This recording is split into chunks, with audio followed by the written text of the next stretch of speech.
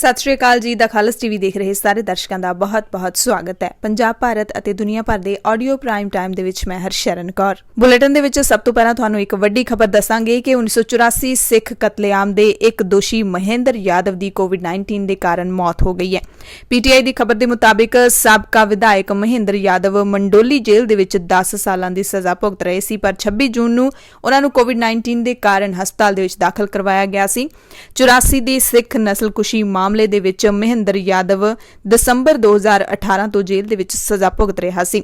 ਮਹਿੰਦਰ ਯਾਦਵ ਦੀ ਮੌਤ ਤੋਂ ਬਾਅਦ ਲਗਾਤਾਰ ਸੋਸ਼ਲ ਮੀਡੀਆ ਤੇ ਇਹੀ ਖਬਰ ਹੈ ਜਿਹੜੀ ਵਾਇਰਲ ਹੋ ਰਹੀ ਹੈ, ਖਾਸ ਕਰਕੇ ਸਿੱਖ ਭਾਈਚਾਰੇ ਦੇ ਵੱਲੋਂ, ਕਿਉਂਕਿ 1984 ਦੇ ਵਿੱਚ ਦਿੱਲੀ ਦੇ ਵਿੱਚ ਜੋ ਸਿੱਖਾਂ ਨਾਲ ਕਤਲੇਆਮ ਵਾਪਰਿਆ ਸੀ, ਜਿਸ ਨੂੰ ਸਿੱਖ ਨਸਲਕੁਸ਼ੀ ਮੰਨਦੇ ਨੇ, ਔਰ ਕੈਨੇਡਾ, ਅਮਰੀਕਾ ਵਰਗੇ ਮੁਲਕਾਂ ਦੇ ਕੁਝ ਸੂਬਿਆਂ ਦੇ ਵਿੱਚ ਤਾਂ ਅਸੈਂਬਲੀ ਨੇ ਇਸ ਨੂੰ ਨਸਲਕੁਸ਼ੀ ਕਰਾਰ ਦਿੱਤਾ, ਪਰ ਭਾਰਤ ਦੇ ਵਿੱਚ ਮੀਡੀਆ ਵੱਲੋਂ ਇਸ ਨੂੰ ਸਿੱਖ ਕਤਲੇਆਮ ਜਾਂ ਸਿੱਖ ਦੰਗੇ ਹੀ ਕਿਹਾ ਜਾਂਦਾ ਹੈ।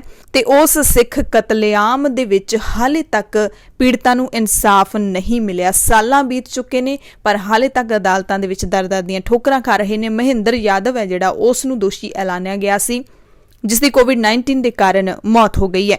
ਪੰਜਾਬ, ਭਾਰਤ ਅਤੇ ਦੁਨੀਆ ਭਰ ਦੇ ਪ੍ਰਾਈਮ ਟਾਈਮ ਦੇ ਵਿੱਚ ਅਸੀਂ ਤੁਹਾਨੂੰ ਕਾਫੀ ਅਹਿਮ ਖਬਰਾਂ ਦੱਸਾਂਗੇ। ਰੈਫਰੈਂਡਮ 2020 ਦੇ ਨਾਲ ਜੁੜੀ ਕਿਹੜੀ ਵੱਡੀ ਖਬਰ ਹੈ, ਪੰਜਾਬ ਦੇ ਵਿੱਚ ਲਾਕਡਾਊਨ ਨੂੰ ਲੈ ਕੇ ਕਿਹੜੇ ਨਵੇਂ ਨਿਯਮ ਜਾਰੀ ਕੀਤੇ ਗਏ ਨੇ, ਉਹ ਵੀ ਦੱਸਾਂਗੇ। ਸਾਰੀਆਂ ਵੱਡੀਆਂ ਤੇ ਤਾਜ਼ਾ ਖਬਰਾਂ ਤੁਹਾਨੂੰ ਦੱਸਾਂਗੇ, ਪਰ ਸਭ ਤੋਂ ਪਹਿਲਾਂ ਕਰੋਨਾ ਵਾਇਰਸ ਅਪਡੇਟ ਜਾਣ ਲਈਏ। ਪੰਜਾਬ ਦੀ ਗੱਲ ਕਰ ਲਈਏ ਤਾਂ ਪੰਜਾਬ ਦੇ ਜਲੰਧਰ ਸ਼ਹਿਰ ਦੇ ਵਿੱਚ ਕੋਵਿਡ-19 ਦੇ ਕੇਸਾਂ ਦਾ ਕਹਿੰਦੇ ਵੱਡਾ ਅੰਕੜਾ ਸਾਹਮਣੇ ਆਇਆ। 71 ਨਵੇਂ ਕੇਸ ਦਰਜ ਕੀਤੇ ਗਏ ਨੇ 5 ਜੁਲਾਈ ਨੂੰ, ਤੇ ਹੁਣ ਜਲੰਧਰ ਦੇ ਵਿੱਚ ਕੁੱਲ 900 ਗਿਣਤੀ ਹੋ ਚੁੱਕੀ ਹੈ ਕੋਵਿਡ-19 ਦੇ ਕੁੱਲ ਪੋਜ਼ਿਟਿਵ ਮਰੀਜ਼ਾਂ ਦੀ।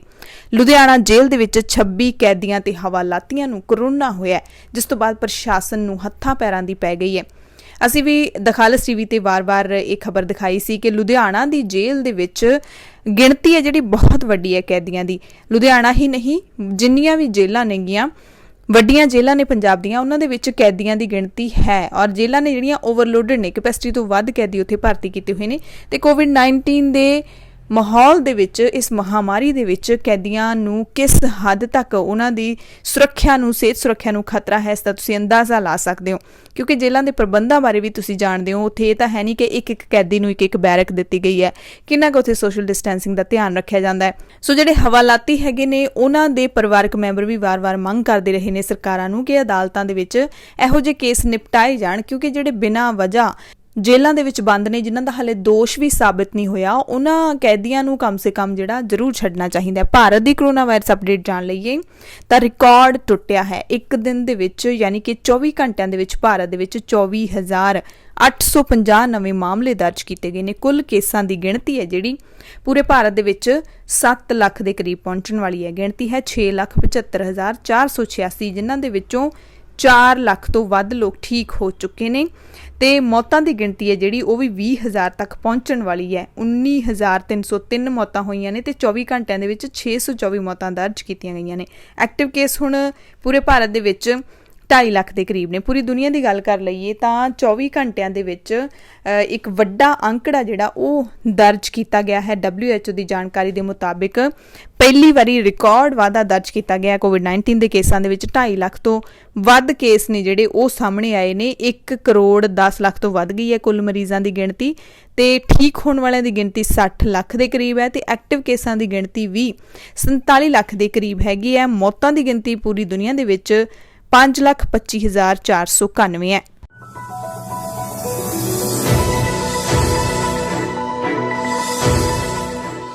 ਪੰਜਾਬ ਦੀਆਂ ਖਬਰਾਂ ਦੇ ਵਿਸਥਾਰ ਦੇ ਵਿੱਚ ਸਭ ਤੋਂ ਪਹਿਲੀ ਖਬਰ ਇਹੀ ਦੱਸਾਂਗੇ ਕਿ 1984 ਸਿੱਖ ਨਸਲਕੁਸ਼ੀ ਦੇ ਦੋਸ਼ੀ ਮਹਿੰਦਰ ਯਾਦਵ ਦੀ ਦਿੱਲੀ ਦੇ ਵਿੱਚ ਕੋਵਿਡ-19 ਦੇ ਨਾਲ ਮੌਤ ਹੋ ਗਈ ਹੈ। 26 ਜੂਨ ਨੂੰ ਮਹਿੰਦਰ ਯਾਦਵ ਨੂੰ ਹਸਪਤਾਲ ਵਿੱਚ ਦਾਖਲ ਕਰਵਾਇਆ ਗਿਆ ਸੀ।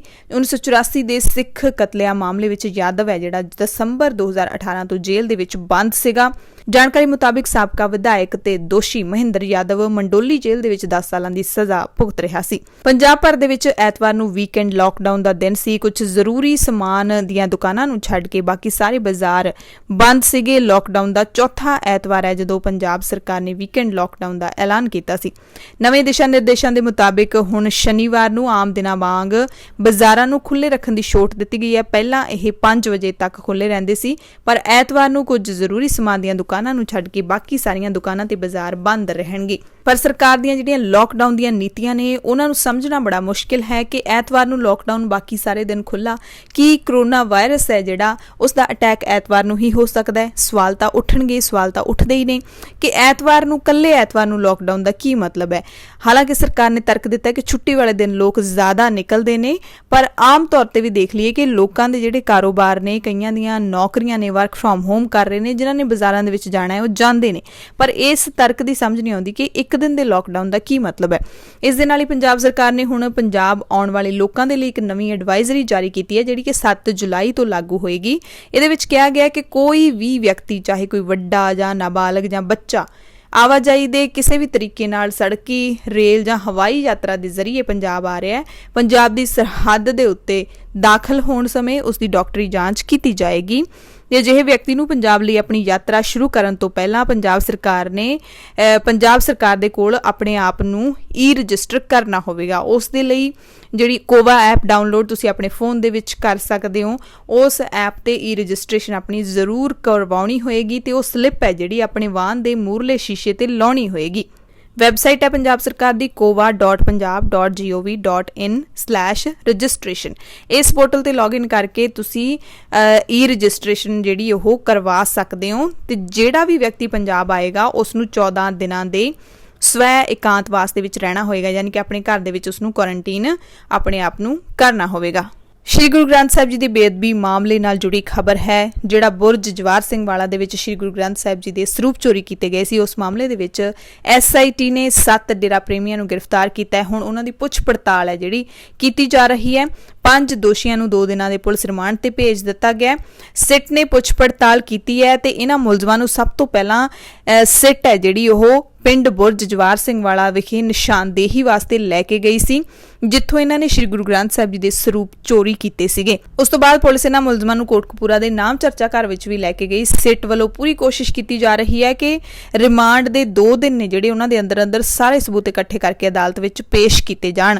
DIG ਰਣਬੀਰ ਸਿੰਘ ਖੱਟੜਾ ਅਗਵਾਈ ਕਰ ਰਹੇ ਨੇ ਇਸ ਜਾਂਚ ਟੀਮ ਦੀ ਤੇ ਪੂਰੀ ਤੇਜ਼ੀ ਦੇ ਨਾਲ ਕੰਮ ਕੀਤਾ ਜਾ ਰਿਹਾ ਹੈ। ਅਗਲੀਆਂ ਖਬਰਾਂ ਰੈਫਰੈਂਡਮ 2020 ਦੇ ਨਾਲ ਜੁੜੀਆਂ ਹੋਈਆਂ ਨੇ। ਭਾਰਤ ਸਰਕਾਰ ਨੇ ਪਿਛਲੇ ਦਿਨੀ ਜੋ ਕਾਰਵਾਈ ਕੀਤੀ ਹੈ, ਸਿੱਖਸ ਫਾਰ ਜਸਟਿਸ ਦੇ ਕਾਨੂੰਨੀ ਸਲਾਹਕਾਰ ਅਤੇ ਜਿਹੜੇ 9 ਹੋਰ ਸਿੱਖ ਨੇ ਵਿਦੇਸ਼ਾਂ ਵਿੱਚ ਰਹਿੰਦੇ ਨੇ, ਖਾਸ ਕਰਕੇ ਉਹਨਾਂ ਨੂੰ ਭਾਰਤ ਦੇ ਵਿੱਚ ਅੱਤਵਾਦੀ ਐਲਾਨਿਆ। ਉਸ ਮਸਲੇ ਤੇ ਸ਼੍ਰੋਮਣੀ ਅਕਾਲੀ ਦਲ ਅੰਮ੍ਰਿਤਸਰ ਅਤੇ ਦਲ ਖਾਲਸਾ ਨੇ ਪ੍ਰੈਸ ਕਾਨਫਰੰਸ ਕੀਤੀ ਹੈ। ਪਟਿਆਲਾ ਮੀਡੀਆ ਕਲੱਬ ਦੇ ਵਿੱਚ ਪ੍ਰੈਸ ਕਾਨਫਰੰਸ ਦੌਰਾਨ ਉਹਨਾਂ ਨੇ ਗ੍ਰਹਿ ਮੰਤਰਾਲੇ ਦੇ ਇਸ ਫੈਸਲੇ ਦਾ ਵਿਰੋਧ ਕੀਤਾ ਹੈ। ਕਿਹਾ ਕਿ ਭਾਰਤ ਸਰਕਾਰ ਨੇ ਇਹ ਕਾਰਵਾਈ ਕਰਕੇ ਸਿੱਖਾਂ ਦਾ ਕੌਮਾਂਤਰੀ ਪੱਧਰ ਤੇ ਅਕਸ ਖਰਾਬ ਕਰਨ ਦੀ ਸਾਜ਼ਿਸ਼ ਰਚੀ ਹੈਗੀ ਹੈ। ਉਸ ਦੇ ਤਹਿਤ ਇਹ ਕਾਰਵਾਈ ਕੀਤੀ ਗਈ ਹੈ। ਦਲ ਖਾਲਸਾ ਦੇ ਪ੍ਰਧਾਨ ਹਰਪਾਲ ਸਿੰਘ ਚੀਮਾ ਅਤੇ ਸ਼੍ਰੋਮਣੀ ਅਕਾਲੀ ਦਲ ਅੰਮ੍ਰਿਤਸਰ ਦੇ ਜਨਰਲ ਸਕੱਤਰ ਪ੍ਰੋਫੈਸਰ ਮਹਿੰਦਰਪਾਲ ਸਿੰਘ ਨੇ ਕਿਹਾ ਕਿ ਖਾਲਿਸਤਾਨ ਦੀ ਮੰਗ ਸਿੱਖਾਂ ਦਾ ਲੋਕਤੰਤਰੀ ਅਧਿਕਾਰ ਹੈ ਔਰ ਇਹਦੇ ਵਿੱਚ ਕੋਈ ਖੂਨ ਖਰਾਬੇ ਵਾਲੀ ਗੱਲ ਨਹੀਂ ਹੈਗੀ। ਰੈਫਰੈਂਡਮ ਹੈ ਜਿਹੜਾ ਉਹ ਇੱਕ ਕਾਨੂੰਨ ਬਣਿਆ ਹੋਇਆ ਹੈ ਦੁਨੀਆ ਪੱਧਰ ਤੇ। ਬਹੁਤ ਸਾਰੇ ਮੁਲਕ ਰੈਫਰੈਂਡਮ ਦੇ ਤਹਿਤ ਬਣੇ ਨੇ।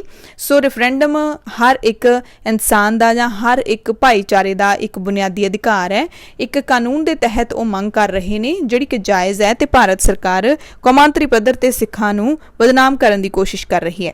ਰੈਫਰੈਂਡਮ 2020 ਦੇ ਵਾਸਤੇ ਗੁਰਪਤਵੰਤ ਸਿੰਘ ਪੰਨੂ ਨੇ ਜਿਹੜਾ ਵੋਟਰਾਂ ਦੀ ਰਜਿਸਟ੍ਰੇਸ਼ਨ 4 ਜੁਲਾਈ ਤੋਂ ਸ਼ੁਰੂ ਕਰਨ ਦਾ ਐਲਾਨ ਕੀਤਾ ਸੀ ਤੇ ਇੱਕ ਰੂਸੀ ਪੋਰਟਲ ਦੇ ਰਾਹੀਂ ਉਹਨਾਂ ਨੇ ਪੰਜਾਬ ਦੇ ਵਿੱਚ ਰੈਫਰੈਂਡਮ 2020 ਵਾਸਤੇ ਆਨਲਾਈਨ ਵੋਟਰ ਰਜਿਸਟ੍ਰੇਸ਼ਨ ਸ਼ੁਰੂ ਵੀ ਕਰ ਦਿੱਤੀ ਹੈ। ਇਹਨਾਂ ਨੇ ਕਿਹਾ ਸੀ ਕਿ ਪੰਜਾਬ ਦੇ ਵਿੱਚ 4 ਜੁਲਾਈ ਤੋਂ ਸ਼ੁਰੂ ਕਰ ਦਾਂਗੇ ਤੇ ਉਹ ਪੋਰਟਲ ਹੈ ਜਿਹੜਾ ਵਰਕਿੰਗ ਵੀ ਹੈ। ਰੂਸ ਦੀ ਵੈਬਸਾਈਟ ਹੈ www.punjabfree.ru। ਇਸ ਦੇ ਤਹਿਤ ਵੋਟਰਾਂ ਦੀ ਰਜਿਸਟ੍ਰੇਸ਼ਨ ਕਰ ਰਹੇ ਨੇ। ਹਾਲੇ ਤੱਕ ਇਹ ਜਾਣਕਾਰੀ ਨਹੀਂ ਸਾਨੂੰ ਮਿਲ ਸਕੀ ਕਿ ਰਜਿਸਟ੍ਰੇਸ਼ਨ ਕਿੰਨੇ ਕੁ ਲੋਕ ਨੇ ਜਿਹੜੇ ਉਹ ਕਰਵਾ ਸਕਦੇ ਨੇ। ਇਹ ਜਿਹੜਾ ਨਿਯਮ ਹੈਗਾ ਕਿ ਪੰਜਾਬ ਤੇ ਭਾਰਤ ਵਿੱਚ ਰਹਿੰਦੇ 18 ਸਾਲ ਜਾਂ ਇਸ ਤੋਂ ਵੱਧ ਉਮਰ ਦੇ ਸਿੱਖਾਂ ਜਾਂ ਹੋਰ ਕਿਸੇ ਵੀ ਧਰਮ ਦੇ ਲੋਕਾਂ ਨੂੰ ਰਜਿਸਟ੍ਰੇਸ਼ਨ ਕਰਵਾਉਣ ਦੀ ਇਹਨਾਂ ਨੇ ਅਪੀਲ ਕੀਤੀ ਹੈਗੀ ਹੈ। ਔਰ ਉਹ ਜਿਹੜਾ ਵੈਬਸਾਈਟ ਖੋਲ੍ਹਣ ਤੋਂ ਬਾਅਦ ਇੱਕ ਫਾਰਮ ਆਉਂਦੇ ਨੇ ਪੰਜਾਬੀ ਅਤੇ ਇੰਗਲਿਸ਼ ਦੇ ਵਿੱਚ, ਉਹਨਾਂ ਫਾਰਮਸ ਨੂੰ ਭਰ ਕੇ ਤੁਸੀਂ ਰਜਿਸਟਰ ਜਿਹੜਾ ਕਰਵਾ ਸਕਦੇ ਹੋ। ਸੋ ਇਹ ਜਦੋਂ 4 ਜੁਲਾਈ ਦਾ ਐਲਾਨ ਕੀਤਾ ਹੋਇਆ ਸੀ, ਇਸ ਨੂੰ ਲੈ ਕੇ ਪੰਜਾਬ ਦੇ ਵਿੱਚ ਪੁਲਿਸ ਹਰਕਤ ਦੇ ਵਿੱਚ ਸੀ। ਅੰਮ੍ਰਿਤਸਰ ਦੇ ਵਿੱਚ ਤੇ ਕਈ ਹੋਰ ਥਾਵਾਂ ਦੇ ਉੱਤੇ ਪੁਲਿਸ ਦੀ ਨਫਰੀ ਹੈ ਜਿਹੜੀ ਉਹ ਵਧਾਈ गई सी। इसे तहत ही पंजाब पुलिस ने जोगिंदर सिंह गुज्जर नूं गिरफ्तार कीता सी। हलका भुलत्थ दी पुलिस ने पिंड अकाले दे विचों इस नूं घरों गिरफ्तार किया गया। इस व्यक्ति नूं यह दस्सिया गया कि रेफरेंडम 2020 ते गुरपतवंत सिंह पन्नू दे नाल कनैक्शन है, उसी टीम का यह व्यक्ति है जिहड़ा मैंबर है। उस तो बाद सुखपाल सिंह खैरा जिहड़े कि MLA ने पंजाब दे विच, ਉਹ जोगिंदर गुज्जर दे घर पहुंचे, अपने हलका भुलत्थ दे पिंड अकाले दे विच पहुंचे। उत्थे पिंड वासियां ते परिवारक मैंबरां तो जोगिंदर गुज्जर दी जिंदगी बारे जानकारी लई अते गुज्जर खिलाफ जिहड़ा UAPA कानून लागू किया गया उसका सख्त विरोध किया। खैरा ने लाइव होके दस्सिया कि जोगिंदर सिंह गुज्जर नूं 6 फॉर जस्टिस दे कानूनी सलाहकार गुरपतवंत सिंह पन्नू दे नाल संबंध जोड़ के UAPA दे तहत धक्केशाही नाल परचा करके DSP भुलत्थ ने फसाया। खैरा कहते हैं कि इस तरह पंजाब के अंदर धक्केशाही का होना कानून का दुरुपयोग है। विधायक खैरा ने कहा कि 65 साला जोगिंदर सिंह गुज्जर एक सधारण इंसान है जिस ते पंजाब पुलिस ने दिल्ली एजेंसियां दे दिशा निर्देशों के आधार पर यह कानून है जिहड़ा ठोकिया है। मुख मंत्री कैप्टन अमरिंदर सिंह तो खैरा ने मांग की है कि जोगिंदर सिंह के परिवार को इंसाफ दिता जाए। जोगिंदर सिंह नूं सेहत पक्षों जे किसी भी तरह की तकलीफ हुई तो उसकी जिम्मेवार कैप्टन सरकार होगी। यह भी मांग की है कि इस मामले की जांच कांग्रेसी लीडर ते रिटायर्ड जज जस्टिस महताब सिंह गिल दे कोलों करवाई जाए। गुज्जर के परिवारक मैंबर ते पिंड वासी भी कहते हैं कि जोगिंदर सिंह गुज्जर निर्दोष है, उसनूं जाणबुझ के फसाया तो कैप्टन सरकार तो इंसाफ की मांग कर रहे हैं क्योंकि पंजाब पुलिस ने गिरफ्तार किया। इस दे नाल ही पहला भी मानसा तो भी एक जिहड़े गुरतेज सिंह की गिरफ्तारी हुई है उस मामले में भी इहो जिहियां गल्लां सामने आ रही ने जदों परिवार मीडिया के सामने आया है कि उन्हां दा कोई भी खालिस्तानी जथेबंदी दे नाल संबंध नहीं है, एक सधारण परिवार दे नाल संबंध है। पर दिल्ली तो जिहड़ियां पुलिस दे दिशा निर्देश आउंदे ने उन्हां दे तहत ये कार्रवाई क्यों की जा रही है, एक वड्डा सवाल है। लोक इंसाफ पार्टी के विधायक सिमरजीत सिंह बैस अते 29 होर लोगों के खिलाफ लुधियाना दे विच जिहड़ा गैर कानूनी माइनिंग का पर्दाफाश करन नूं लैके FIR दर्ज की गई सी। उस मामले दे विच पुलिस अते माइनिंग विभाग के अधिकारी हुण कड़िक्की दे विच फस सकते हैं क्योंकि जस्टिस महताब सिंह गिल कमिशन ने अपनी 43वीं रिपोर्ट दे विच पूरे मामले नूं झूठा ऐलानिया। जस्टिस गिल ने पंजाब के मुख मंत्री कैप्टन अमरिंदर सिंह नूं रिपोर्ट सौंपी है। उहदे विच माइनिंग विभाग के जनरल मैनेजर ते उस वेले मौजूदा 2 थाणा इंचार्जां समेत 2 होर अधिकारियों खिलाफ जांच करने की सिफारिश की है। दरअसल अप्रैल 2015 ਦੇ ਵਿੱਚ ਲੁਧਿਆਣਾ ਦੇ ਚੂੜਵਾਲ ਪਿੰਡ ਦੇ ਵਿੱਚ ਸਿਮਰਜੀਤ ਸਿੰਘ ਬੈਂਸ ਨੇ ਆਪਣੇ ਸਮਰਥਕਾਂ ਦੇ ਨਾਲ ਪਹੁੰਚ ਕੇ ਗੈਰ ਕਾਨੂੰਨੀ ਢੰਗ ਦੇ ਨਾਲ ਚੱਲ ਰਹੀ ਮਾਈਨਿੰਗ ਦਾ ਪਰਦਾਫਾਸ਼ ਕੀਤਾ ਸੀ। ਇਸ ਤੋਂ ਬਾਅਦ ਬੈਂਸ ਤੇ ਉਸਦੇ ਸਮਰਥਕਾਂ ਦੇ ਖਿਲਾਫ ਮਾਈਨਿੰਗ ਐਕਟ ਦੇ ਹੋਰ ਧਾਰਾਵਾਂ ਤਹਿਤ FIR ਦਰਜ ਕੀਤੀ ਗਈ ਸੀ। ਅੰਮ੍ਰਿਤਸਰ ਦੇ ਵਿੱਚ तेज़ हनेरी ते झक्खड़ झुलिया सी जिहड़ा रात नूं उस दे नाल एक स्कूल दी कंध डिग्गण नाल 2 व्यक्तियों की मौत हो गई। सरकारी स्कूल की कंध डिग्गी है। मरण वालियां दी शनाखत सतनाम सिंह ते किरण बाला वजों हुई है।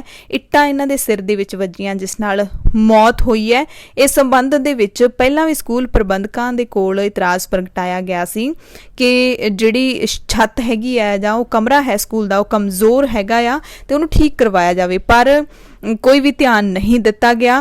इलाका वासी दसदे ने कि इस संबंध विच पहलां भी स्कूल प्रबंधकां दे कोल इतराज़ किया गया सी कि कंध ना बनाई जावे, पर तीजी मंजिल ते 4 इंची कंध है जिहड़ी ओह बनाई जा रही सी। डिग्गण दे कारण यह हादसा वापरिया हैगा ते रात नूं जिहड़ा झक्खड़ आया उहदे दौरान अमृतसर दे हॉल गेट नेड़े पुरानी सब्जी मंडी दे विच भी अग लग गई सी, पर फायर ब्रिगेड ने काबू कर लिया। कोई अनहोनी है जिहड़ी ओह होण तों बच गई। अगली खबर है जिहड़ी स्कूल फीसां दे विरुद्ध है। स्कूल फीसां वसूलण दे विरुद्ध बरनाला दे लोकां ने लामबंदी शुरू कर दी है। बच्चों के मापिਆਂ ਵੱਲੋਂ किसान जथेबंदियां अध्यापक यूनियनां ते होर जिहड़ियां संघर्षशील जथेबंदियां ने उन्हां नाल मिल के प्राइवेट स्कूलों विरुद्ध संघर्ष की तैयारी कर दी है। इस संघर्ष नूं घर घर लिजाण दे लई मापिਆਂ ਦੀ संघर्ष कमेटी बना के हुण अगे इस नूं तोरिया जा रहा है। पात्रा तो खबर है जिथे विधान सभा हलका शुतराणा दे साबका अकाली विधायक वनिंदर कौर लूंबा दे निजी सहायक ते यूथ अकाली दल दे जथेबंदक सकत्तर गुरसेव सिंह धूड़ दी पत्नी ने भी हुण खुदकुशी कर ली है। दरअसल गुरसेवक सिंह धूड़ ने कुछ दिन पहला गोली मार के सुसाइड कर लिया सी, जिस तो बाद उन्हां दी पत्नी जसदीप कौर ने भी जहरीली चीज़ खा के सुसाइड कर लिया। ਪੰਜਾਬ ਦੇ ਵਿੱਚ ਹੁਣ ਅਵਾਰਾ ਕੁੱਤਿਆਂ ਦੀ ਨਸਬੰਦੀ ਕੀਤੀ ਜਾਏਗੀ। ਇਸ ਦੇ ਲਈ ਰਾਜਸਥਾਨ ਦੀ ਇੱਕ ਸੰਸਥਾ ਨੂੰ ਕੁੱਤਿਆਂ ਦੀ ਨਸਬੰਦੀ ਦਾ ਠੇਕਾ ਦਿੱਤਾ ਗਿਆ ਤੇ ਇੱਕ ਕੁੱਤੇ ਦਾ ਆਪਰੇਸ਼ਨ ਹੈ ਜਿਹੜਾ ਉਸ ਦੇ ਲਈ 2000 ਰੁਪਏ ਇਸ ਸੰਸਥਾ ਨੂੰ ਦਿੱਤੇ ਜਾਣਗੇ। ਮੁਕਤਸਰ ਸਾਹਿਬ ਵਿਖੇ ਬੁੱਚੜਖਾਨੇ ਵਾਲੀ ਜਿਹੜੀ ਖਸਤਾ ਇਮਾਰਤ ਵਾਲੀ ਥਾਂ ਸੀਗੀ ਉਸ ਦੇ ਵਿੱਚ ਹੀ ਹੁਣ ਕੁੱਤਿਆਂ ਨੂੰ ਰੱਖਿਆ ਗਿਆ ਹੈ। ਕੁੱਤਿਆਂ ਨੂੰ ਤਾੜਨ ਵਾਲੇ ਇੱਟਾਂ ਦੇ ਪਿੰਜਰਿਆਂ ਨੂੰ ਬੂਹੇ ਵੀ ਨਹੀਂ ਲਾਏ ਗਏ, ਦਰਵਾਜ਼ੇ ਨਹੀਂ ਹੈਗੇ, ਨਾ ਹੀ ਕੁੱਤਿਆਂ ਦੀ ਸੰਭਾਲ ਦਾ ਕੋਈ ਪ੍ਰਬੰਧ ਹੈ। 500 ਕੁੱਤਿਆਂ ਦੇ ਆਪਰੇਸ਼ਨ ਦਾ ਠੇਕਾ ਦਿੱਤਾ ਗਿਆ ਰਾਜਸਥਾਨ ਦੀ ਇਸ ਸੰਸਥਾ ਨੂੰ। ਇਹ ਫੈਸਲਾ ਜਿਹੜਾ ਮੁਕਤਸਰ ਨਗਰ ਕੌਂਸਲ ਦੇ ਵੱਲੋਂ ਕੀਤਾ ਗਿਆ, ਇਹ ਕਹਿ ਸਕਦੇ ਹਾਂ ਕਿ ਸਰਕਾਰ ਦੇ ਵੱਲੋਂ ਹੀ ਕੀਤਾ ਗਿਆ ਕਿਉਂਕਿ ਸਰਕਾਰੀ ਵਿਭਾਗ ਹੈਗਾ ਆ ਤੇ ਹੁਣ ਇਸ ਨੂੰ ਕਈ ਲੋਕ ਇਸ ਤਰੀਕੇ ਨਾਲ ਵੀ ਲੈਣਗੇ ਕਿ ਕੁੱਤਿਆਂ ਤੇ ਜਿਹੜਾ ਜ਼ੁਲਮ ਹੈ ਉਹ ਕੀਤਾ ਜਾ ਰਿਹਾ ਤੇ ਵੱਡੀ ਗਿਣਤੀ ਦੇ ਵਿੱਚ ਕੁੱਤੇ ਨੇ ਜਿਹੜੇ ਉਹ ਤਾੜੇ ਗਏ ਨੇ। ਤੇਜਿੰਦਰਪਾਲ ਸਿੰਘ ਸੰਧੂ ਨੇ ਕਾਂਗਰਸ ਤੋਂ ਅਸਤੀਫਾ ਦੇ ਦਿੱਤਾ ਹੈ। ਲੋਕ ਸਭਾ ਚੋਣਾਂ ਜਿਹੜੀਆਂ ਲੰਘੀਆਂ ਸੀਗੀਆਂ ਉਦੋਂ ਇਹ ਕਾਂਗਰਸ ਦੇ ਨਾਲ ਜੁੜੇ ਸੀਗੇ। ਸੁਖਦੇਵ ਸਿੰਘ ਢੀਂਡਸਾ ਦਾ ਪੱਲਾ ਫੜਨ ਦਾ ਇਹਨਾਂ ਨੇ ਐਲਾਨ ਕੀਤਾ ਹੈ। ਸੁਖਦੇਵ ਸਿੰਘ ਢੀਂਡਸਾ ਨੇ ਅਕਾਲੀ ਦਲ ਨੂੰ ਛੱਡ ਦਿੱਤਾ, ਉਹ ਬਾਗੀ ਅਕਾਲੀ ਨੇ ਤੇ ਤੇਜਿੰਦਰਪਾਲ ਸਿੰਘ ਨੇ ਵੀ 2012 ਦੇ ਵਿੱਚ ਸ਼੍ਰੋਮਣੀ ਅਕਾਲੀ ਦਲ ਦੀ ਟਿਕਟ ਉੱਤੇ ਸਨੌਰ ਹਲਕੇ ਤੋਂ ਚੋਣ ਲੜੀ ਸੀ। ਅਕਾਲੀ ਦਲ ਤੋਂ ਕਾਂਗਰਸ ਤੇ ਹੁਣ ਕਾਂਗਰਸ ਤੋਂ ਢੀਂਡਸਾ ਦੀ ਪਾਰਟੀ ਦੇ ਵਿੱਚ ਜਾਣਗੇ।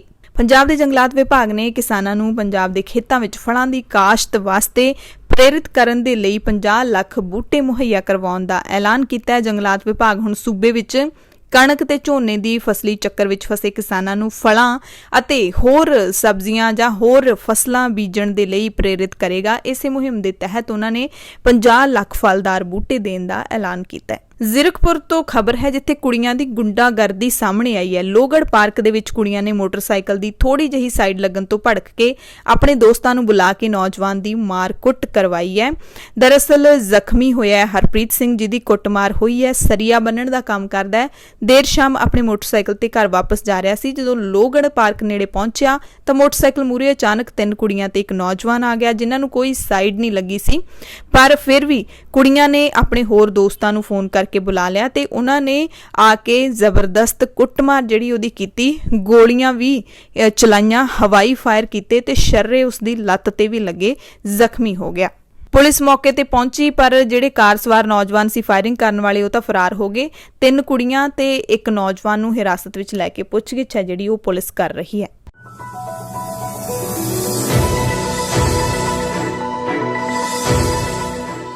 ਪੂਰੇ ਭਾਰਤ ਦੀਆਂ ਖਬਰਾਂ ਦੇ ਵਿੱਚ ਸਭ ਤੋਂ ਪਹਿਲਾਂ ਉੱਤਰ ਪ੍ਰਦੇਸ਼ ਦੇ ਕਾਨਪੁਰ ਦੇ ਵਿੱਚ ਜਿਹੜੇ 8 ਪੁਲਿਸ ਮੁਲਾਜ਼ਮਾਂ ਦਾ ਕਤਲ ਕੀਤਾ ਗਿਆ ਉਸ ਦੇ ਮੁੱਖ ਦੋਸ਼ੀ ਗੈਂਗਸਟਰ ਵਿਕਾਸ ਦੁਬੇ ਦੇ ਇਨਾਮੀ ਸਾਥੀ ਸ਼ੰਕਰ ਅਗਨੀਹੋਤਰੀ ਨੂੰ ਪੁਲਿਸ ਨੇ ਅੱਜ ਗ੍ਰਿਫਤਾਰ ਕਰ ਲਿਆ।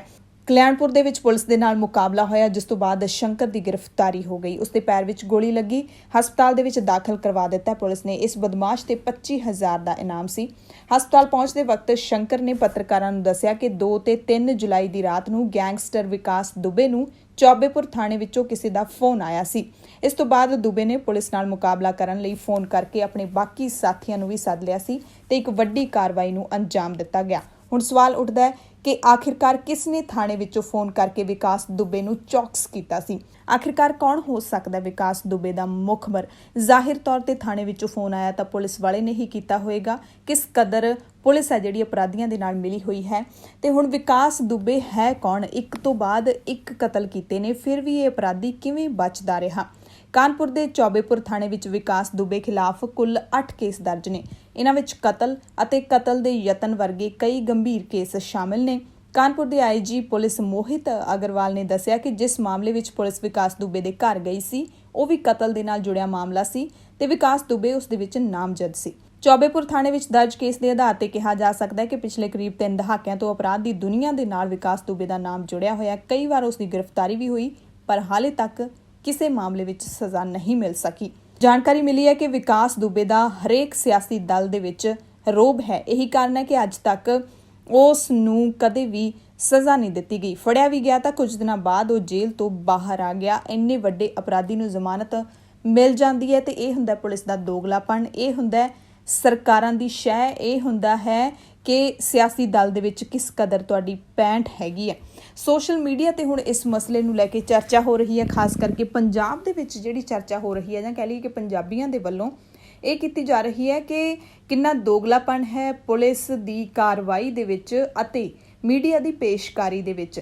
ਜਦੋਂ ਪਟਿਆਲੇ ਦੇ ਵਿੱਚ ਨਿਹੰਗ ਸਿੰਘਾਂ ਅਤੇ ਪੁਲਿਸ ਵਾਲਿਆਂ ਦੇ ਨਾਲ ਝੜਪ ਹੁੰਦੀ ਹੈ, ਦੋਵਾਂ ਪਾਰਟੀਆਂ ਦੀ ਆਪਸ ਦੇ ਵਿੱਚ ਇੱਕ ਪੁਲਿਸ ਕਰਮੀ ਦਾ ਹੱਥ ਵੱਢਿਆ ਜਾਂਦਾ ਹੈ। ਉਸ ਮਸਲੇ ਨੂੰ ਪੂਰੇ ਮੀਡੀਆ ਨੇ, ਰੀਜਨਲ ਤੇ ਨੈਸ਼ਨਲ ਦੋਵੇਂ ਮੀਡੀਆ ਨੇ ਬਹੁਤ ਹੀ ਵੱਧ ਝੜ ਕੇ ਉਸ ਖਬਰ ਨੂੰ ਪੇਸ਼ ਕੀਤਾ ਸੀ ਕਿ ਪੁਲਿਸ ਤੇ ਹਮਲਾ ਕੀਤਾ ਗਿਆ। ਪਰ ਇਹ ਇਲਜ਼ਾਮ ਲਾਇਆ ਜਾ ਰਿਹਾ ਹੈ ਕਿ ਮੀਡੀਆ ਨੇ ਇਸ ਘਟਨਾ ਨੂੰ ਉਸ ਤਰੀਕੇ ਦੇ ਨਾਲ ਨਹੀਂ ਦਿਖਾਇਆ।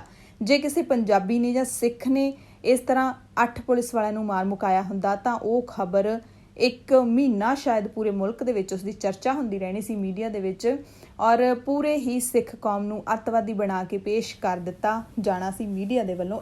ਇਹ ਚਰਚਾ ਹੋ ਰਹੀ ਹੈ, ਉਸ ਦੇ ਬਾਰੇ ਅਸੀਂ ਦੱਸ ਰਹੇ ਹਾਂ। ਤੇ ਪਰ ਇਸ ਕੇਸ ਦੇ ਵਿੱਚ ਵਿਕਾਸ ਦੁਬੇ ਨਾਂ ਦੇ ਵਿਅਕਤੀ ਨੇ ਪੁਲਿਸ ਵਾਲੇ 8 ਪੁਲਿਸ ਵਾਲੇ ਮਾਰ ਮੁਕਾ ਦਿੱਤੇ। ਪੁਲਿਸ ਮੁਕਾਬਲੇ ਦੇ ਵਿੱਚ ਫਿਰ ਵੀ ਉਹ ਹਾਲੇ ਫੜਿਆ ਨਹੀਂ ਗਿਆ। 25 ਟੀਮਾਂ ਨੇ ਜਿਹੜੀਆਂ ਪੁਲਿਸ ਦੀਆਂ ਉਹ ਲੱਗੀਆਂ ਹੋਈਆਂ ਨੇ, ਪੂਰੇ ਮੁਲਕ ਦੇ ਵਿੱਚ ਉਸਨੂੰ ਲੱਭ ਰਹੀਆਂ ਨੇ। ਅਗਲੀ ਖਬਰ 10ਵੀਂ ਤੇ 12ਵੀਂ ਦੇ ਸਿਲੇਬਸ ਦੇ ਵਿੱਚ ਵੱਡਾ ਬਦਲਾਅ ਕੀਤਾ ਗਿਆ। CISCE ਨੇ council for the Indian school certificate examination ਨੇ ਕੋਰੋਨਾ ਵਾਇਰਸ ਕਾਰਨ ਪੜ੍ਹਾਈ ਦੇ ਨੁਕਸਾਨ ਨੂੰ ਦੇਖਦਿਆਂ 25% ਦੀ ਸਿਲੇਬਸ ਘੱਟ ਕਰ ਦਿੱਤਾ ਹੈ। ਸੈਸ਼ਨ 2021 ਦੇ ਵਿੱਚ ਸਿਲੇਬਸ ਘੱਟ ਕਰਨ ਦਾ ਕਾਰਨ ਬੋਰਡ ਨੇ ਪੜ੍ਹਾਈ ਦੇ ਘੰਟੇ ਘੱਟ ਹੋਣਾ ਦੱਸਿਆ, ਕਿਉਂਕਿ ਆਨਲਾਈਨ ਵੀ ਇੰਨੇ ਘੰਟੇ ਪੜ੍ਹਾਈ ਨਹੀਂ ਹੁੰਦੀ। ਜਦੋਂ ਤੁਸੀਂ ਸਕੂਲ ਦੇ ਵਿੱਚ ਜਾ ਕੇ ਬੱਚੇ ਪੜ੍ਹਦੇ ਨੇ, ਉਸ ਪੜ੍ਹਾਈ ਦਾ ਤੇ ਆਨਲਾਈਨ ਪੜ੍ਹਾਈ ਦਾ ਬਹੁਤ ਫਰਕ ਹੁੰਦਾ ਹੈ।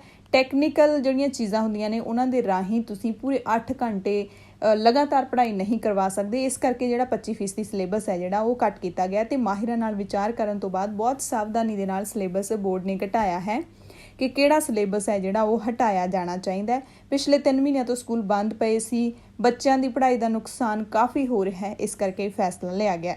ਅਗਲੀ ਖਬਰ JEE ਤੇ NEET ਦੀਆਂ ਪ੍ਰੀਖਿਆਵਾਂ ਦੇ ਨਾਲ ਜੁੜੀ ਹੋਈ ਹੈ। ਸਰਕਾਰ ਨੇ ਹੁਣ ਦੋਵਾਂ ਪ੍ਰੀਖਿਆਵਾਂ ਨੂੰ ਮੁਲਤਵੀ ਕਰ ਦਿੱਤਾ ਹੈ, ਯਾਨੀ ਕਿ ਪੋਸਟਪੋਨ ਕਰ ਦਿੱਤਾ ਹੈ। ਹੋਣਗੀਆਂ, ਰੱਦ ਨਹੀਂ ਹੋਈਆਂ, ਪਰ ਇਹਨਾਂ ਨੂੰ ਅੱਗੇ ਪਾ ਦਿੱਤਾ ਗਿਆ। ਮਨੁੱਖੀ ਸੋਮਿਆਂ ਬਾਰੇ ਮੰਤਰੀ ਰਮੇਸ਼ ਪੋਖਰਿਆਲ ਨਿਸ਼ੰਕ ਨੇ ਕਿਹਾ ਕਿ ਵਿਦਿਆਰਥੀਆਂ ਦੀ ਸੁਰੱਖਿਆ ਅਤੇ ਸਿੱਖਿਆ ਦੀ ਗੁਣਵੱਤਾ ਨੂੰ ਧਿਆਨ ਦੇ ਵਿੱਚ ਰੱਖਦੇ ਹੋਏ ਅਸੀਂ JEE ਅਤੇ NEET ਦੀਆਂ ਪ੍ਰੀਖਿਆਵਾਂ ਟਾਲਣ ਦਾ ਫੈਸਲਾ ਲਿਆ ਹੈ। JEE ਮੇਨ ਪ੍ਰੀਖਿਆ 1 ਤੋਂ 6 ਸਤੰਬਰ ਦੌਰਾਨ ਹੋਏਗੀ, ਜਦਕਿ JEE ਦਾ ਐਡਵਾਂਸ ਪੇਪਰ ਹੈ ਜਿਹੜਾ ਉਹ 27 ਸਤੰਬਰ 2020 ਨੂੰ ਹੋਏਗਾ। NEET ਦੀ ਪ੍ਰੀਖਿਆ ਜਿਹੜੀ ਉਹ 13 ਸਤੰਬਰ 2020 ਨੂੰ ਕਰਵਾਈ ਜਾਏਗੀ। ਮੁਲਕ ਦੇ ਪ੍ਰਧਾਨ ਮੰਤਰੀ ਨਰਿੰਦਰ ਮੋਦੀ ਨੇ ਅੱਜ ਰਾਸ਼ਟਰਪਤੀ ਰਾਮਨਾਥ ਕੋਵਿੰਦ ਦੇ ਨਾਲ ਮੁਲਾਕਾਤ ਕੀਤੀ। ਦੋਵਾਂ ਲੀਡਰਾਂ ਨੇ ਰਾਸ਼ਟਰੀ ਤੇ ਅੰਤਰਰਾਸ਼ਟਰੀ ਮਹੱਤਤਾ ਦੇ ਮੁੱਦਿਆਂ ਤੇ ਵਿਚਾਰ ਵਟਾਂਦਰੇ ਕੀਤੇ। ਬੈਠਕ ਤੋਂ ਬਾਅਦ ਰਾਸ਼ਟਰਪਤੀ ਭਵਨ ਨੇ ਟਵੀਟ ਕਰਕੇ ਜਾਣਕਾਰੀ ਦਿੱਤੀ ਕਿ ਪ੍ਰਧਾਨ ਮੰਤਰੀ ਨਰਿੰਦਰ ਮੋਦੀ ਨੇ ਰਾਸ਼ਟਰਪਤੀ ਕੋਵਿੰਦ ਨਾਲ ਮੁਲਾਕਾਤ ਕੀਤੀ ਹੈ। ਪਰ ਇਹ ਬੈਠਕ ਕਿਉਂ ਹੋਈ ਹੈ, ਕੀ ਇਸ ਦੇ ਮੁੱਦੇ ਸੀ? ਰਾਸ਼ਟਰੀ ਤੇ ਅੰਤਰਰਾਸ਼ਟਰੀ ਮਹੱਤਤਾ ਦੇ ਮੁੱਦਿਆਂ ਬਾਰੇ ਜਾਣਕਾਰੀ ਦਿੱਤੀ ਗਈ ਹੈ, ਪਰ ਕੀ ਚਰਚਾ ਦੇ ਵਿੱਚ ਖਾਸ ਸੀਗਾ ਇਹ ਹਾਲੇ ਤੱਕ ਕੁਝ ਨਹੀਂ ਪਤਾ ਲੱਗਿਆ। ਸੈਨਾ ਨੇ ਲੇਹ ਦੇ ਮਿਲਟਰੀ ਹਸਪਤਾਲ ਦੇ ਵਿੱਚ ਮੈਡੀਕਲ ਸਹੂਲਤਾਂ ਵਾਲੇ ਕੇਂਦਰ ਬਾਰੇ ਕੁਝ ਹਲਕਿਆਂ ਦੇ ਵਿੱਚ ਕੀਤੀ ਜਾ ਰਹੀ ਆਲੋਚਨਾ ਨੂੰ ਝੂਠਾ ਦੱਸਿਆ। ਇਸ ਹਸਪਤਾਲ ਦੇ ਵਿੱਚ ਪ੍ਰਧਾਨ ਮੰਤਰੀ ਨਰਿੰਦਰ ਮੋਦੀ ਨੇ ਸ਼ੁੱਕਰਵਾਰ ਨੂੰ ਜ਼ਖਮੀ ਜਵਾਨਾਂ ਨਾਲ ਗੱਲਬਾਤ ਕੀਤੀ ਸੀ ਜੋ ਗਲਵਾਨ ਘਾਟੀ ਵਿੱਚ ਝੜਪਾਂ ਦੌਰਾਨ ਸ਼ਹੀਦ ਹੋ ਗਏ ਸੀ। ਸੈਨਾ ਨੇ ਹੁਣ ਇੱਕ ਬਿਆਨ ਜਾਰੀ ਕੀਤਾ ਹੈ ਕਿ ਬਹਾਦਰ ਜਵਾਨਾਂ ਦੇ ਇਲਾਜ ਬਾਰੇ ਖਦਸ਼ਾ ਜਤਾਉਣਾ ਜਿਹੜਾ ਉਹ ਮੰਦਭਾਗਾ ਹੈਗਾ। ਹਥਿਆਰਬੰਦ ਬਲਾਂ ਦੇ ਵੱਲੋਂ ਆਪਣੇ ਜਵਾਨਾਂ ਦਾ ਹਰ ਸੰਭਵ ਬਿਹਤਰੀਨ ਇਲਾਜ ਕੀਤਾ ਜਾਂਦਾ ਹੈ, ਇਹਨਾਂ ਨੇ ਦਾਅਵਾ ਕੀਤਾ। ਦਰਅਸਲ ਜਦੋਂ ਮੋਦੀ ਦੀਆਂ ਕੁਝ ਜ਼ਖਮੀ ਜਵਾਨਾਂ ਦੇ ਨਾਲ ਗੱਲਬਾਤ ਦੀਆਂ ਤਸਵੀਰਾਂ ਜਾਰੀ ਹੋਈਆਂ ਸੀ, ਟਵਿੱਟਰ ਤੇ ਕੁਝ ਟਿੱਪਣੀਆਂ ਆਈਆਂ ਸੀ ਕਿ ਇੱਕ ਇਹੋ ਜਿਹਾ ਹਸਪਤਾਲ ਹੈ ਜਿੱਥੇ ਦਵਾਈਆਂ, ਗਲੂਕੋਜ਼ ਤੇ ਮੈਡੀਕਲ ਦਾ ਹੋਰ ਸਾਜ਼ੋ ਸਮਾਨ ਵੀ ਨਜ਼ਰ ਹੀ ਨਹੀਂ ਆ ਰਿਹਾ। ਸੈਨਾ ਨੇ ਕਿਹਾ ਸੀ ਕਿ 10 ਬਿਸਤਰਿਆਂ ਵਾਲਾ ਇਹ ਕੇਂਦਰ ਜਨਰਲ ਹਸਪਤਾਲ ਕੰਪਲੈਕਸ ਦਾ ਹੀ ਹਿੱਸਾ ਹੈ। ਉਹਨਾਂ ਕਿਹਾ ਕਿ ਵੈਸੇ ਇਸ ਹਾਲ ਦੀ ਵਰਤੋਂ ਆਡੀਓ ਵੀਡੀਓ ਟ੍ਰੇਨਿੰਗ ਲਈ ਕੀਤੀ ਜਾਂਦੀ ਹੈ, ਪਰ ਇਸ ਨੂੰ ਵਾਰਡ ਦੇ ਵਿੱਚ ਤਬਦੀਲ ਕੀਤਾ ਗਿਆ ਸੀ, ਇਹ ਉਹਨਾਂ ਨੇ ਮੰਨਿਆ। ਦਿੱਲੀ ਦੇ Institute of Liver and Biliary Sciences ਦੇ ਵਿੱਚ ਪਲਾਜ਼ਮਾ ਬੈਂਕ ਨੇ ਕੰਮ ਕਰਨਾ ਸ਼ੁਰੂ ਕਰ ਦਿੱਤਾ ਹੈ। ਕੋਈ ਵੀ ਕੋਰੋਨਾ ਮਰੀਜ਼ ਜਿਸ ਨੇ ਸਿਹਤਯਾਬ ਹੋਣ ਤੋਂ ਬਾਅਦ 14 ਦਿਨਾਂ ਦਾ ਰਿਕਵਰੀ ਪੀਰੀਅਡ ਪੂਰਾ ਕਰ ਲਿਆ ਹੋਵੇ ਉਹ ਪਲਾਜ਼ਮਾ ਦਾਨ ਕਰ ਸਕਦੇ ਨੇ ਤੇ ਇਹ ਜਿਹੜਾ ਬੈਂਕ ਹੈ ਸਵੇਰੇ 8 ਵਜੇ ਤੋਂ ਲੈ ਕੇ ਰਾਤੀ 8 ਵਜੇ ਤੱਕ ਖੁੱਲ੍ਹਾ ਰਹਿੰਦਾ ਹੈ।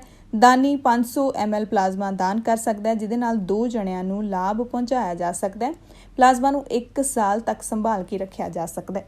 ਓਡੀਸ਼ਾ ਵਿੱਚ ਲਾਕਡਾਊਨ ਦੀ ਉਲੰਘਣਾ ਕਰਨ ਦੇ ਇਲਜ਼ਾਮ ਦੇ ਵਿੱਚ ਲਾੜੇ ਸਮੇਤ 5 ਨੂੰ ਗ੍ਰਿਫਤਾਰ ਕੀਤਾ ਗਿਆ। ਮਾਮਲਾ ਬਹਿਰਾਮਪੁਰ ਜ਼ਿਲ੍ਹੇ ਦੇ ਵਿੱਚ 2 ਜੁਲਾਈ ਨੂੰ ਇੱਕ ਵਿਆਹ ਸਮਾਗਮ ਦਾ ਹੈਗਾ। ਸੈਂਟਰਲ ਜ਼ੋਨ ਦੇ DIG ਨੇ ਦੱਸਿਆ ਕਿ COVID-19 ਨਾਲ ਜੁੜੀਆਂ ਜਿਹੜੀਆਂ ਗਾਈਡਲਾਈਨਸ ਹੈ ਉਹਨਾਂ ਦੀ ਉਲੰਘਣਾ ਦੇ ਇਲਜ਼ਾਮ ਦੇ ਵਿੱਚ ਇੱਕ ਕੇਸ ਦਰਜ ਕੀਤਾ ਗਿਆ। ਇੱਕ ਹੋਟਲ ਪਰਿਸਰ ਦੇ ਵਿੱਚ ਵਿਆਹ ਦੇ ਸਮਾਗਮ ਦੇ ਵਿੱਚ 50 ਤੋਂ ਵੱਧ ਲੋਕ ਹਿੱਸਾ ਲੈ ਰਹੇ ਸੀ। ਉਹਨਾਂ ਲੋਕਾਂ ਨੇ ਮਾਸਕ ਦੇ ਇਸਤੇਮਾਲ ਅਤੇ ਸੋਸ਼ਲ ਡਿਸਟੈਂਸਿੰਗ ਦੇ ਨਿਯਮਾਂ ਦੀ ਉਲੰਘਣਾ ਕੀਤੀ ਸੀ। ਗੋਪਾਲਪੁਰ ਪੁਲਿਸ ਥਾਣੇ ਦੇ ਵਿੱਚ ਇਹਨਾਂ ਦੇ ਖਿਲਾਫ IPC ਦੀ ਧਾਰਾ 34, 188, 269, 270 ਅਤੇ ਮਹਾਮਾਰੀ ਜਿਹੜਾ ਐਕਟ ਹੈ ਉਹਦੀ ਧਾਰਾ 3 ਦੇ ਤਹਿਤ ਮਾਮਲਾ ਦਰਜ ਕੀਤਾ ਗਿਆ। ਸਮਾਰੋਹ ਦੇ ਵਿੱਚ ਵਰਤੀਆਂ ਗਈਆਂ ਦੋਵੇਂ ਗੱਡੀਆਂ ਨੂੰ ਵੀ ਜ਼ਬਤ ਕਰ ਲਿਆ ਗਿਆ। ਗ੍ਰਿਫਤਾਰ ਲੋਕਾਂ ਨੂੰ ਹੁਣ ਅਦਾਲਤ ਦੇ ਵਿੱਚ ਪੇਸ਼ ਕੀਤਾ ਜਾਏਗਾ ਔਰ ਜਿਹਦੇ ਵਿੱਚ ਲਾੜਾ ਵੀ ਸ਼ਾਮਿਲ ਹੈ। ਵਿਆਹ ਹੋਇਆ, ਵਿਆਹ ਤੋਂ ਬਾਅਦ 2 ਤਰੀਕ ਨੂੰ ਵਿਆਹ ਸੀ ਤੇ 5 ਤਰੀਕ ਨੂੰ ਗ੍ਰਿਫਤਾਰੀ ਹੋ ਗਈ ਹੈ। ਇਹ ਚੱਕਰ ਕੀ ਹੈ? ਸਿਰਫ ਤੇ ਸਿਰਫ ਨਿਯਮਾਂ ਨੂੰ ਤੋੜਨ ਦਾ। ਤਾਜ ਮਹਿਲ ਦੇ ਦਰਵਾਜ਼ੇ ਹੁਣ ਸੈਲਾਨੀਆਂ ਦੇ ਲਈ ਫਿਰ ਤੋਂ ਖੁੱਲਣਗੇ, ਪਰ ਸ਼ਰਤਾਂ ਦੇ ਨਾਲ ਖੁੱਲਣਗੇ। 3 ਮਹੀਨਿਆਂ ਦੇ ਲੋਕਡਾਊਨ ਤੋਂ ਬਾਅਦ ਤਾਜ ਮਹਿਲ ਤਿਆਰ ਹੈ ਮੁੜ ਤੋਂ ਸੈਲਾਨੀਆਂ ਨੂੰ ਆਪਣੇ ਅੰਦਰ ਬੁਲਾਉਣ ਦੇ ਲਈ। 17ਵੀਂ ਸਦੀ ਦੀ ਇਤਿਹਾਸਿਕ ਇਮਾਰਤ ਹੈ, ਸੋਮਵਾਰ ਤੋਂ ਖੁੱਲ ਰਹੀ ਹੈ, ਯਾਨੀ ਕਿ 6 ਜੁਲਾਈ ਤੋਂ। ਇਸ ਵਾਰ ਸੈਲਾਨੀਆਂ ਦੇ ਲਈ ਦਿਸ਼ਾ ਨਿਰਦੇਸ਼ ਜਾਰੀ ਕੀਤੇ ਗਏ ਨੇ ਹੁਣ ਇੱਥੇ ਘੁੰਮਣ ਦੇ, ਜਿਸ ਤਹਿਤ ਉਹਨਾਂ ਨੂੰ ਹਰ ਵਕਤ ਮਾਸਕ ਪਹਿਨ ਕੇ ਰੱਖਣਾ ਪਊਗਾ ਜਦੋਂ ਉਹ ਤਾਜ ਮਹਿਲ ਦੇਖ ਰਹੇ ਹੋਣਗੇ। ਦੂਸਰੇ ਲੋਕਾਂ ਤੋਂ ਦੂਰੀ ਬਣਾਈ ਰੱਖਣੀ ਪਵੇਗੀ ਤੇ ਜਿਹੜਾ ਸੰਗਮਰਮਰ ਹੈ ਉਸ ਨੂੰ ਛੋਹਣ ਦੀ ਆਗਿਆ ਨਹੀਂ ਦਿੱਤੀ ਜਾਏਗੀ। ਹਰ ਰੋਜ਼ ਸਿਰਫ 5000 ਸੈਲਾਨੀਆਂ ਨੂੰ ਤਾਜ ਮਹਿਲ ਆਉਣ ਦੀ ਆਗਿਆ ਹੋਵੇਗੀ। ਇੱਥੇ ਆਉਣ ਵਾਲੇ ਯਾਤਰੀਆਂ ਨੂੰ 2 ਗਰੁੱਪਾਂ ਦੇ ਵਿੱਚ ਵੰਡਿਆ ਜਾਵੇਗਾ ਤੇ ਸੋਮਵਾਰ ਤੋਂ ਲੋਕ ਇਸ ਖੂਬਸੂਰਤ ਮਕਬਰੇ ਨੂੰ ਦੇਖਣ ਲਈ ਜਾ ਸਕਦੇ ਨੇ। ਪੁਰੀ ਦੇ ਵਿੱਚ 13 ਦਿਨ ਚੱਲੀ ਰੱਥ ਯਾਤਰਾ ਖਤਮ ਹੋ ਗਈ ਹੈ। ਇਸ ਵਾਰ ਰੱਥ ਯਾਤਰਾ ਵਿੱਚ ਸ਼ਾਮਿਲ ਹੋਣ ਵਾਲਿਆਂ ਦਾ ਕਰੋਨਾ ਵਾਇਰਸ ਟੈਸਟ ਕੀਤਾ ਗਿਆ ਤੇ ਸਿਰਫ ਜਿਨ੍ਹਾਂ ਦਾ ਨੈਗੇਟਿਵ ਆਇਆ ਸੀ ਉਹਨਾਂ ਨੂੰ ਹੀ ਇਸ ਰੱਥ ਯਾਤਰਾ ਵਿੱਚ ਸ਼ਾਮਿਲ ਹੋਣ ਦੀ ਆਗਿਆ ਦਿੱਤੀ ਗਈ ਸੀ।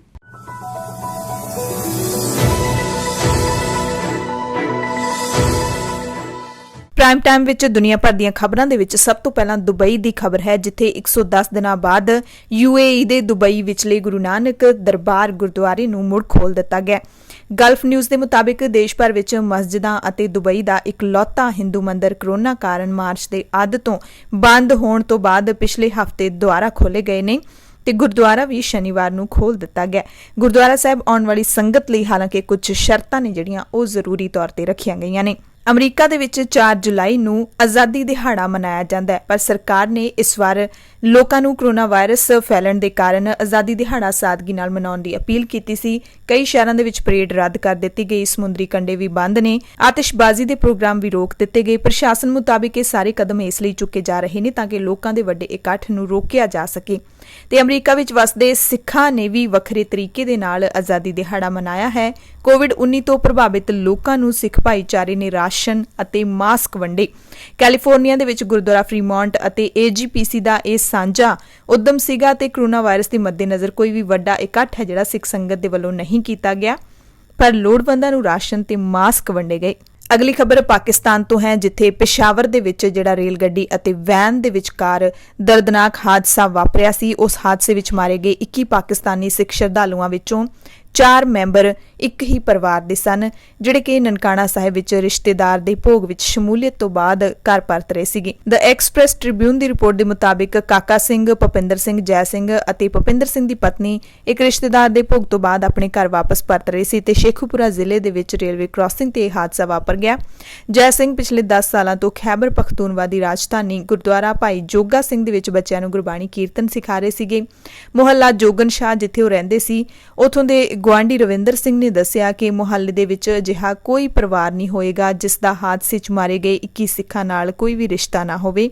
ਉਹ ਕਈ ਦਹਾਕਿਆਂ ਤੋਂ ਇੱਕ ਪਰਿਵਾਰ ਵਾਂਗ ਇੱਥੇ ਰਹਿ ਰਹੇ ਸੀ ਤੇ ਪੂਰੇ ਸਿੱਖ ਭਾਈਚਾਰੇ ਨੂੰ ਇਸ ਹਾਦਸੇ ਨੇ ਸੱਚਮੁੱਚ ਝੰਜੋੜ ਕੇ ਰੱਖ ਦਿੱਤਾ। ਵੈਨ ਦੇ ਵਿੱਚ 26 ਸਿੱਖ ਸ਼ਰਧਾਲੂ ਸਵਾਰ ਸੀਗੇ, ਜਿਨ੍ਹਾਂ ਵਿੱਚੋਂ 11 ਮਰਦ, 9 ਔਰਤਾਂ ਅਤੇ ਇੱਕ ਬੱਚੇ ਦੀ ਮੌਤ ਹੋ ਗਈ। ਇਹ ਸਾਰੇ ਸਿੱਖ ਸਨ, ਜਦਕਿ ਇੱਕ ਮੁਸਲਿਮ ਵਿਅਕਤੀ ਵੀ ਇਸ ਹਾਦਸੇ ਦੇ ਵਿੱਚ ਮਾਰਿਆ ਗਿਆ। ਪਰਿਵਾਰ ਵੱਲੋਂ ਹੁਣ ਮ੍ਰਿਤਕਾਂ ਦਾ ਅੰਤਿਮ ਸੰਸਕਾਰ ਕਰ ਦਿੱਤਾ ਗਿਆ। 11 ਸਤੰਬਰ 2001 ਨੂੰ ਅਮਰੀਕਾ ਦੇ ਵਰਲਡ ਟ੍ਰੇਡ ਸੈਂਟਰ ਉੱਤੇ ਹੋਏ ਹਮਲੇ ਦੀ ਇੱਕ ਤਸਵੀਰ ਕਾਫੀ ਵਾਇਰਲ ਹੋਈ ਸੀ, ਜਿਹਦੇ ਵਿੱਚ ਇੱਕ ਵਿਅਕਤੀ ਧੂਏ ਤੇ ਮਲਬੇ ਤੋਂ ਬਚਣ ਦੇ ਲਈ ਭੱਜ ਰਿਹਾ ਸੀ।